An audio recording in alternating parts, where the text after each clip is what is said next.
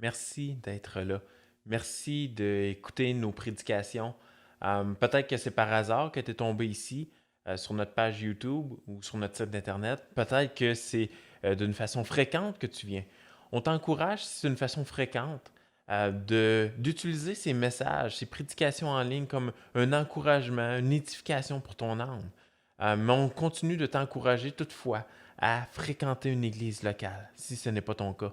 Engage-toi envers une église. On croit que c'est le modèle biblique qui nous a été laissé de se mettre sous la prédication d'un pasteur dans une église locale. Si pour toi, c'est la première fois que tu es en contact avec une prédication comme celle-ci et que tu aimerais en savoir plus, on t'invite, on t'encourage à nous écrire afin qu'on puisse répondre à tes questions et peut-être même te référer à une église en santé, une église qui prêche droitement la parole de Dieu, c'est-à-dire la Bible, pour ton âme à toi. Bonne écoute.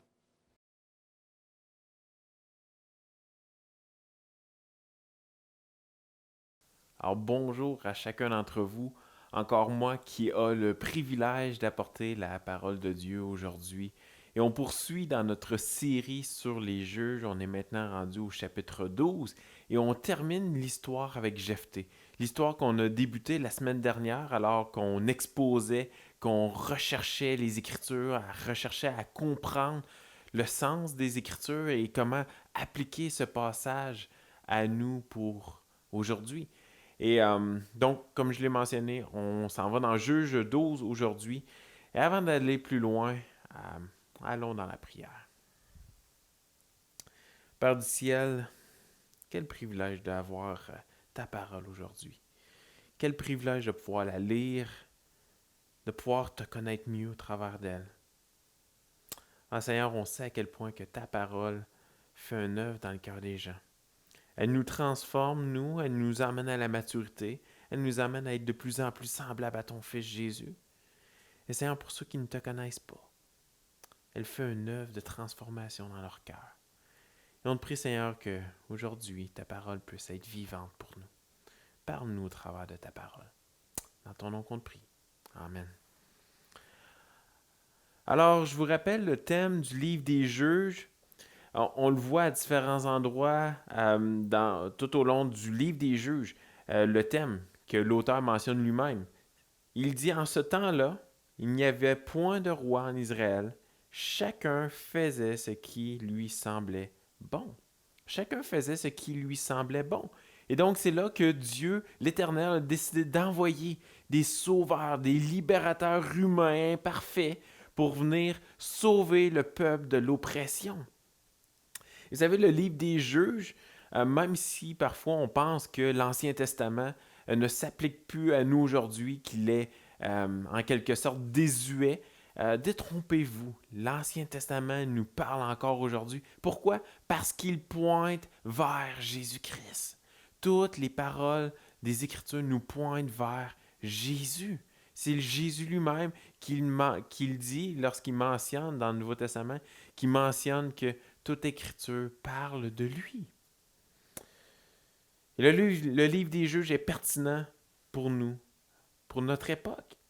De la même manière que les Juifs de l'époque des juges, on abandonne constamment le Seigneur avec nos constantes infidélités et nos idoles. Et si vous portez attention au combat des enfants d'Israël et la manière dont ils étaient délivrés, vous allez voir que le récit qu'on va voir aujourd'hui s'applique directement à vous parce qu'on voit des parcelles de l'Évangile qui nous est révélé.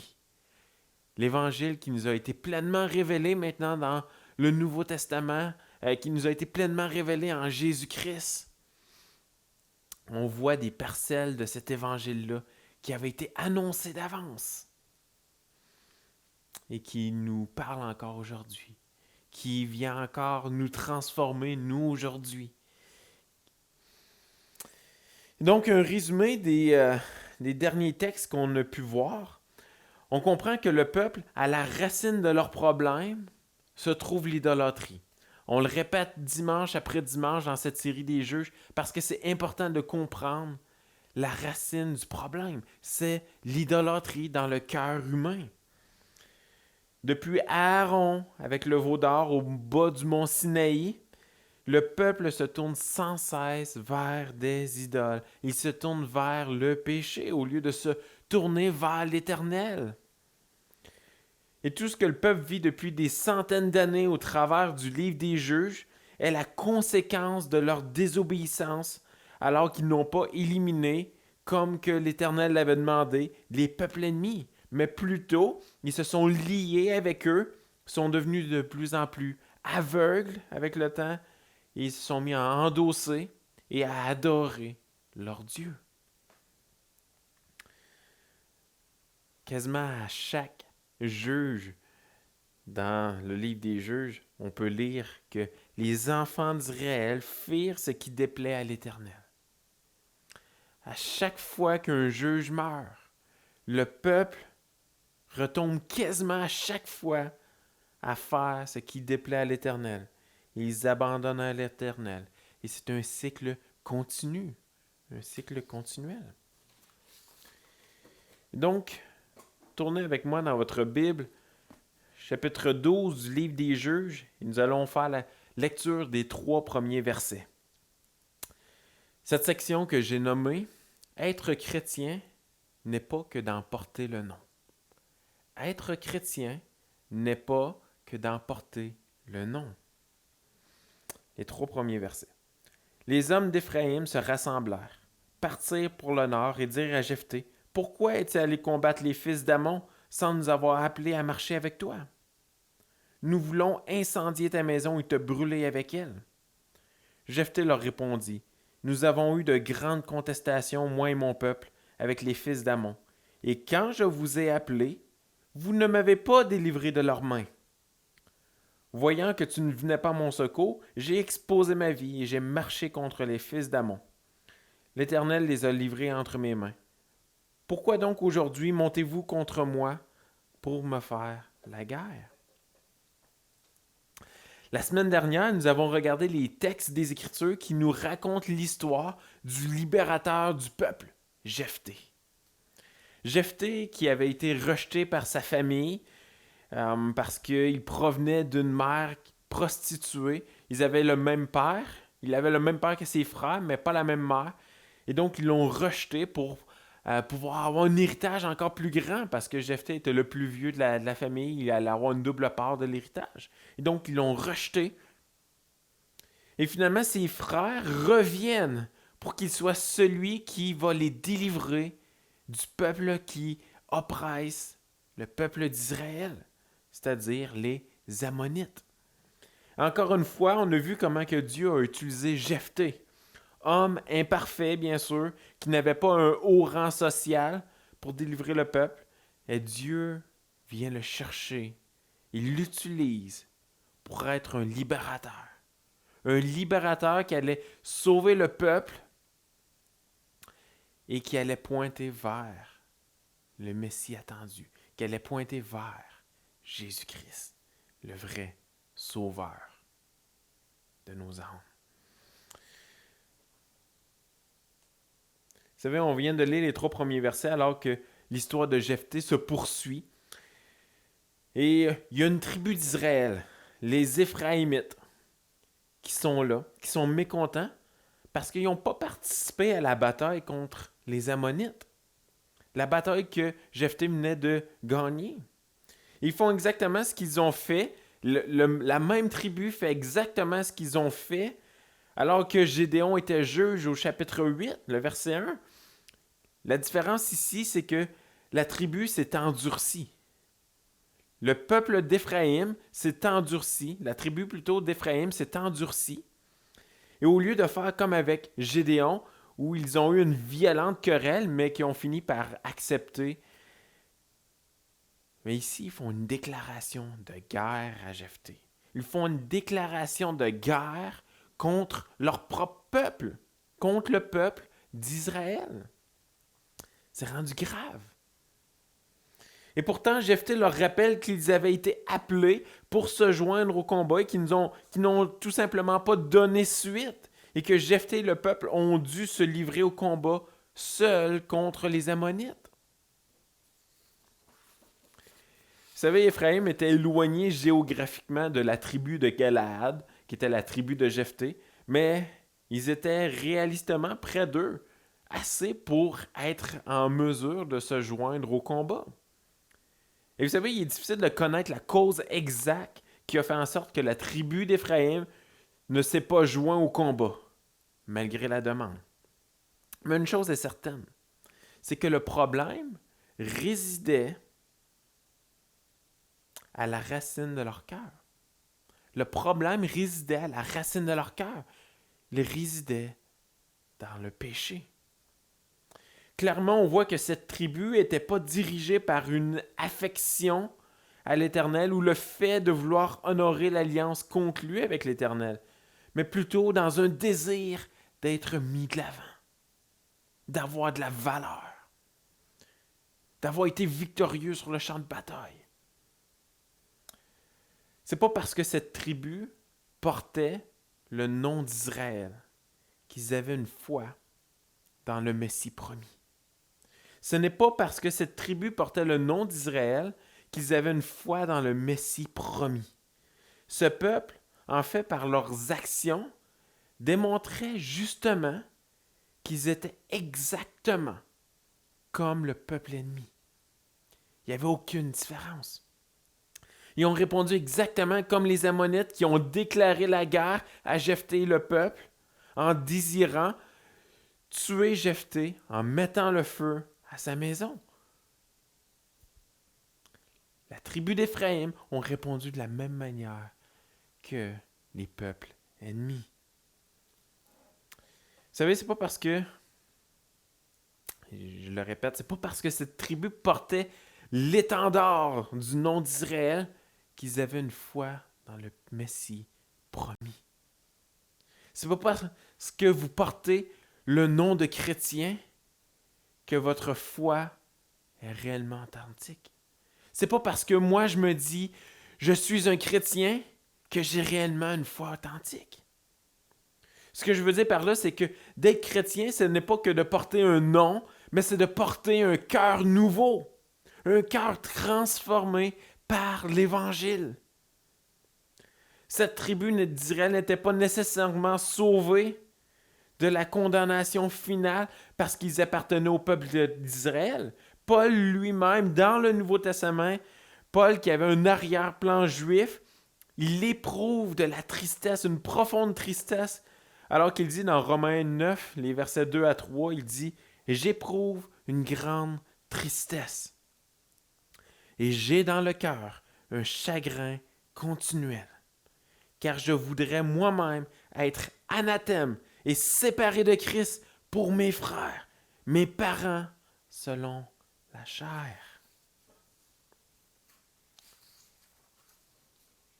Paul éprouvait une tristesse au point de dire « Je voudrais être anathème, je voudrais être maudit, je voudrais être séparé de Christ pour que mes frères, mes parents puissent connaître le réel évangile, puissent connaître la foi. » Parce qu'il savait que même si ses parents, ses frères étaient juifs, il n'allait pas nécessairement être sauvé.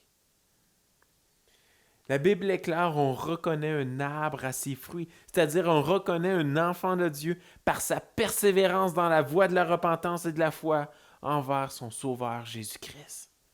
On reconnaît un enfant de Dieu à l'amour qu'il porte envers l'Église et son prochain.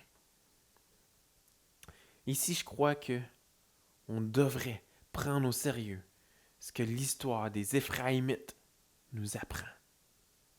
On va y revenir un peu plus tard. Tournez avec moi dans les versets 4 à 7, section que j'ai nommée une révolte qui entraîne la mort. Les versets 4 à 7 du chapitre 12.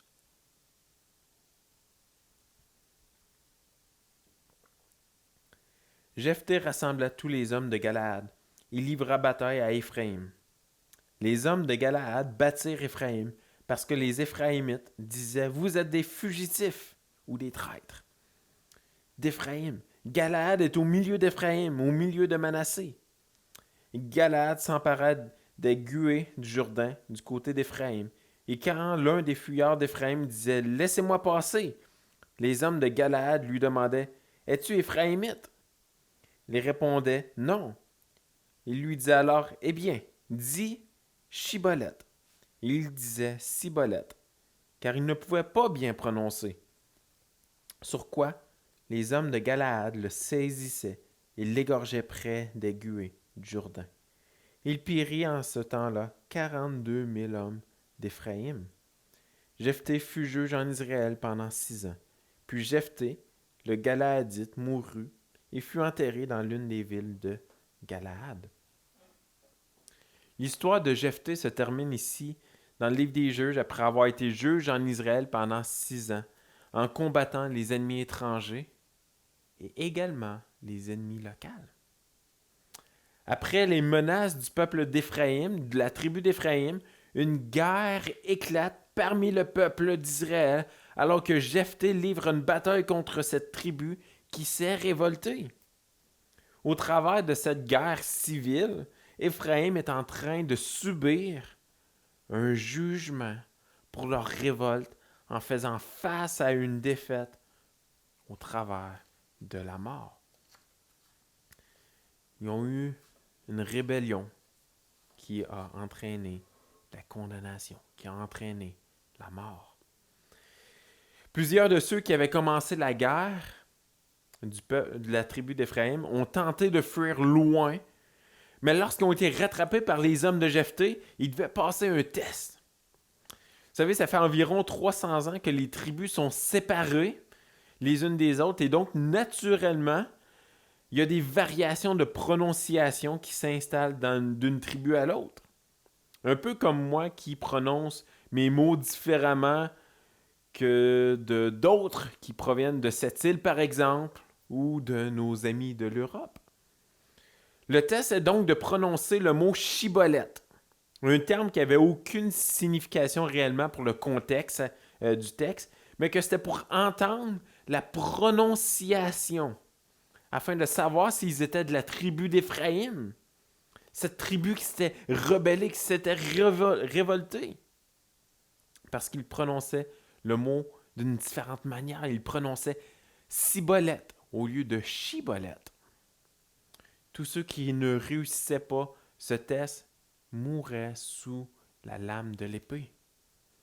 Et vous savez, les juges étaient tous envoyés par l'Éternel. C'était l'Éternel qui mandatait, qui allait chercher ses juges. Et souvent des juges qui n'avaient pas une apparence d'un libérateur, d'un sauveur, si on pense aux différents juges qu'on a couverts dans les dernières semaines.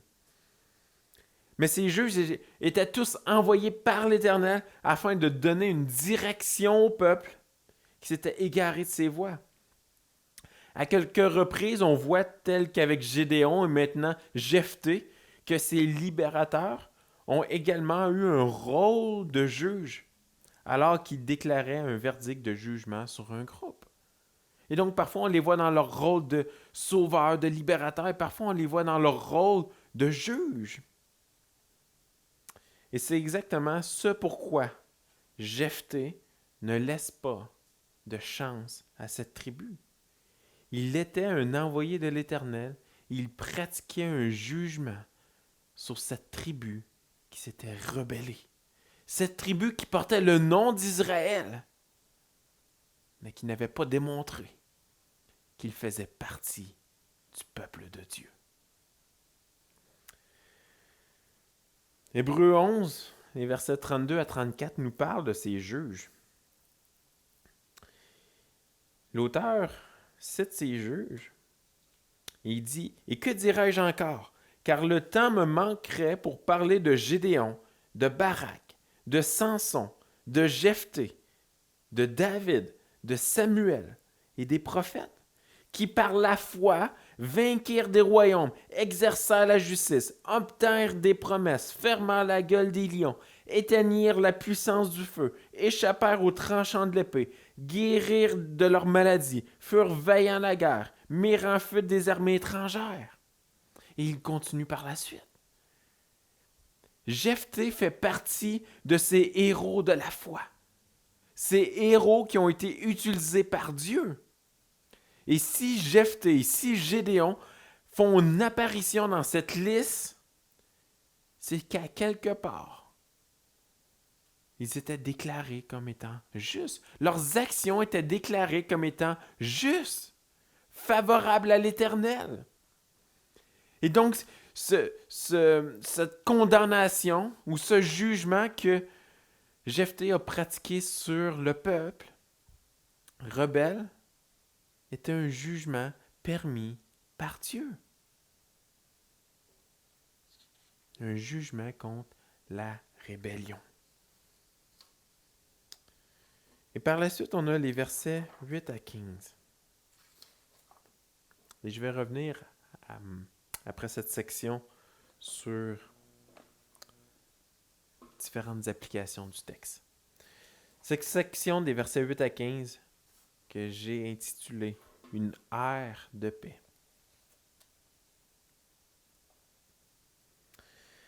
Après lui, donc après Jephthé, Ibstan de Bethléem fut juge en Israël. Il eut 30 fils. Il maria 30 filles au dehors. Il fit venir pour ses fils 30 filles du dehors. Il fut juge en Israël pendant 7 ans. Puis Ibstan mourut et fut enterré à Bethléem. Après lui, Élon de Zabulon fut juge en Israël. Il fut juge en Israël pendant 10 ans. Puis Élon de Zabulon mourut et fut enterré à Ajalon, dans le pays de Zabulon. Après lui, Abdon, fils d'Hillel, le Piratonite, fut juge en Israël. Il eut 40 fils et 30 petits-fils, qui montaient sur 70 en nombre. Il fut juge en Israël pendant 8 ans. Puis Abdon, fils d'Hillel, le Piratonite, mourut et fut enterré à Piraton, dans le pays d'Éphraïm, sur la montagne des Amalécites. Pendant 25 ans, le peuple d'Israël fut en paix après que Jephthé ait accompli sa mission par la foi d'éliminer les ennemis qui oppressaient le peuple. Peu d'informations sur ces juges mineurs qui nous ont été présentés ici. Ces juges mineurs, c'est pas qu'ils étaient de moindre importance nécessairement, mais ces juges étaient donnés par Dieu pour donner une direction au peuple. Et durant lequel le peuple n'a probablement pas vécu d'opposition parce qu'ils étaient en paix pendant 25 années. À la mort de ce dernier juge mineur, Abdon, le peuple est malheureusement encore une fois retombé dans le cycle. Ils ont été vers les idoles, rejeté l'Éternel. Ils ont abandonné l'Éternel. Et Dieu voulant, on va voir la suite la semaine prochaine avec Matthieu. Mais maintenant, avant de conclure, j'aimerais revenir sur quelques points qu'on a vus dans le texte et qui sont des parallèles incroyables pour nous aujourd'hui.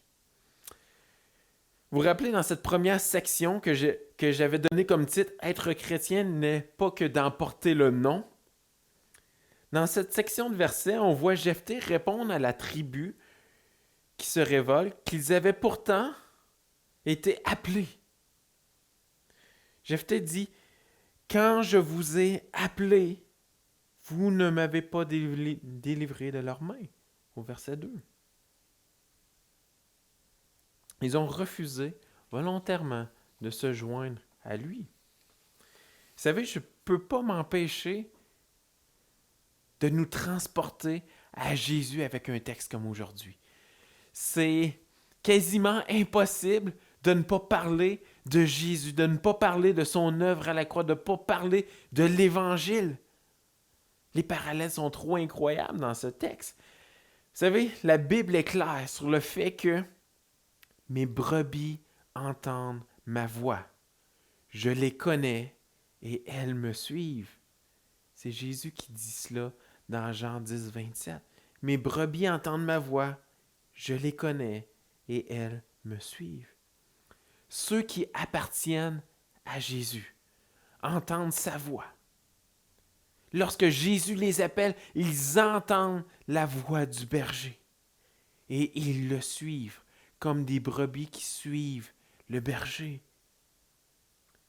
Et ceux qui ne lui appartiennent pas ne le suivront tout simplement pas.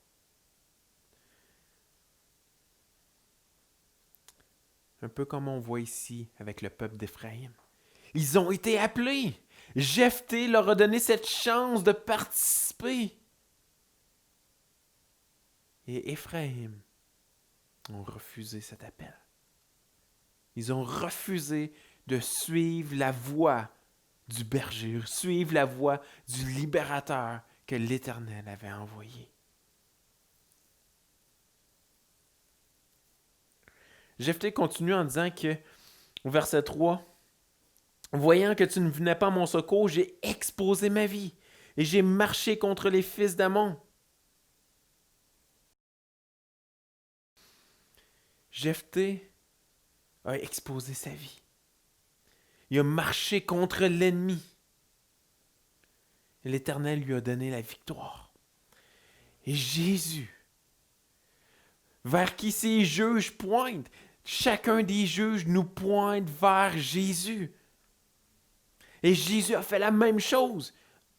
Il a exposé sa vie en allant jusqu'à la croix. Il est allé en guerre contre le péché. Il en est sorti victorieux.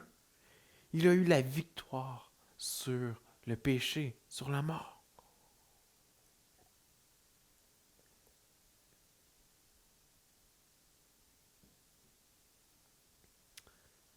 Ce peuple rebelle contre Jephthé ont eu l'opportunité d'entendre la voix. Mais ils l'ont refusé. C'est pour cela qu'ils font face au jugement inévitable. Le fait de refuser Dieu, le fait de refuser l'œuvre de Christ à la croix ici-bas sur terre, nous condamne à l'enfer éternel. Et laissez-moi vous dire que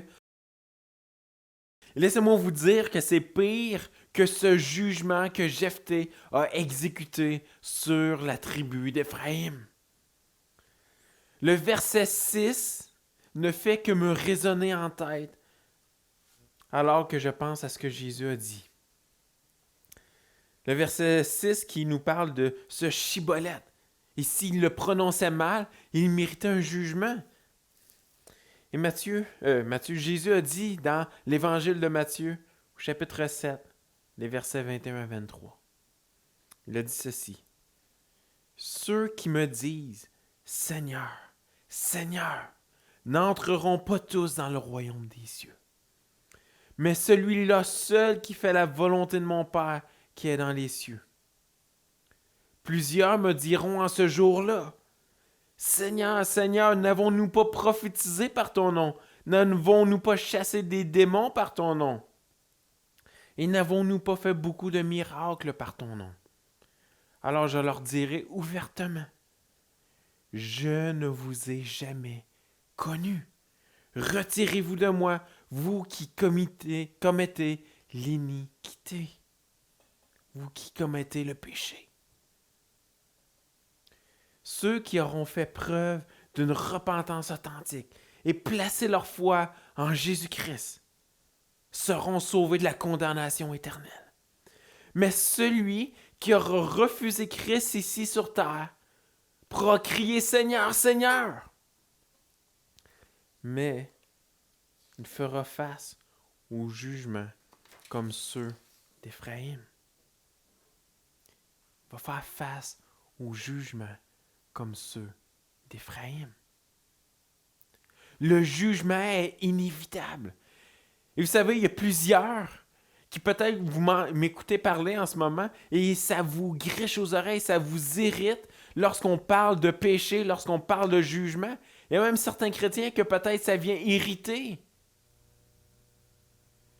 Mais lorsqu'on prend la parole de Dieu, on ne peut pas passer aux côtés de ces passages qui nous parlent de jugement, qui nous parlent de condamnation. C'est inévitable. Paul dit à Timothée justement que les hommes vont avoir de la difficulté un jour à entendre les paroles de vérité. Tournons dans 2 Timothée. De mémoire, chapitre 4.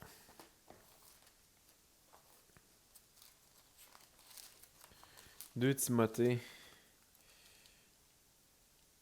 chapitre 4. Je t'en conjure, devant Dieu et devant Jésus-Christ qui doit juger les vivants et les morts, et au nom de son apparition et de son royaume, prêche la parole. Insiste en toute occasion, favorable ou non, reprend censure, exhorte avec toute douceur et en instruisant. Car il viendra un temps où les hommes ne supporteront pas la saine doctrine, mais ayant la démangeaison d'entendre des choses agréables, ils se donneront une foule de docteurs selon leur propre désir, détourneront l'oreille de la vérité et se tourneront vers les fables. Mais toi, sois sobre en toutes choses, supporte les souffrances, fais l'œuvre d'un évangéliste, remplis bien ton ministère. Et si on nommait de parler de la condamnation éternelle, si on nommait de parler du péché, si on ne parle pas du fait qu'à la base, on est tous pécheurs et qu'on a besoin d'être réconciliés avec Dieu le Père, qu'on a besoin d'un sauveur, je crains qu'on ne soit pas en train de remplir bien notre ministère. Et je crains que ça soit un manque d'amour envers notre prochain.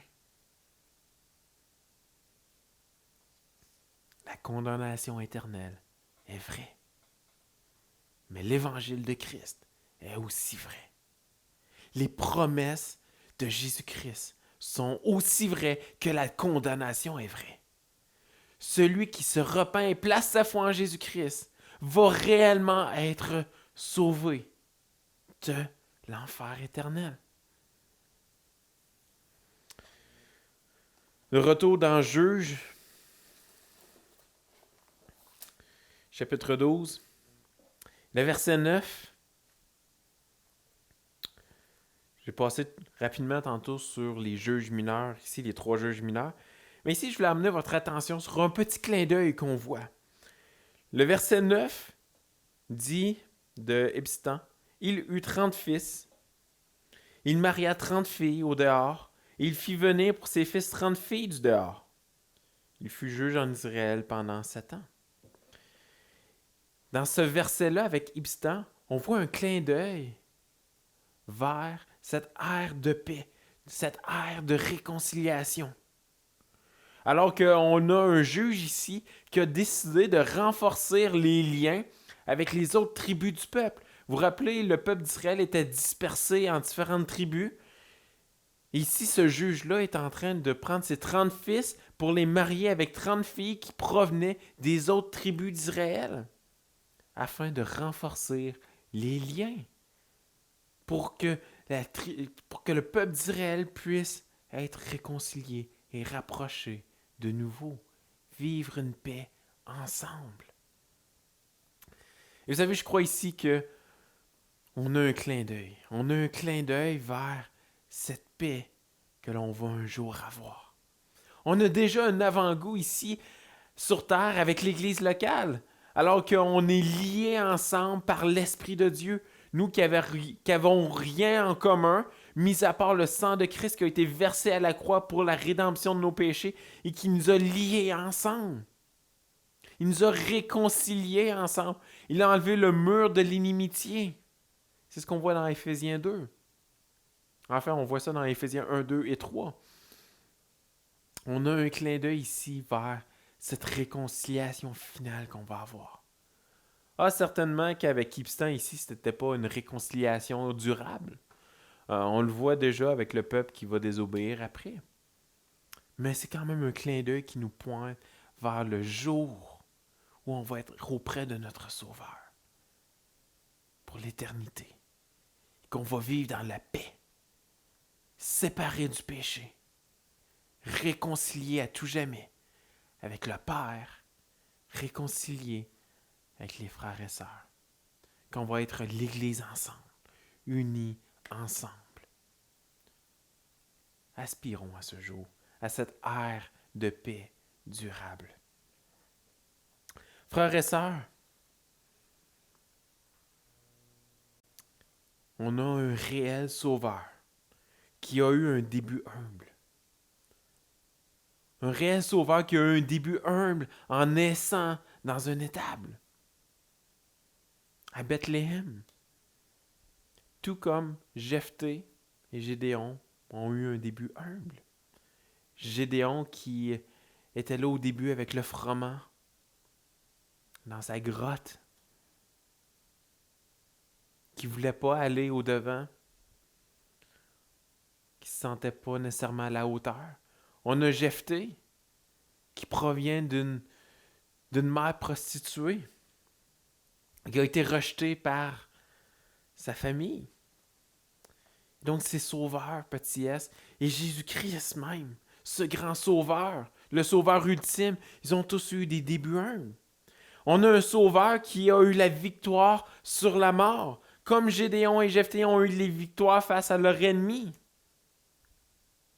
Et avec Jésus, on a un Sauveur, grand S, qui ne périra jamais et qui délivre parfaitement ceux qui se tournent vers lui.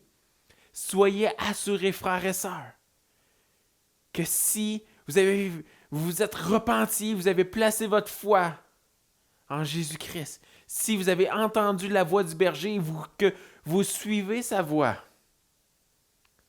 soyez assurés que vous allez être avec l'Éternel pour l'éternité.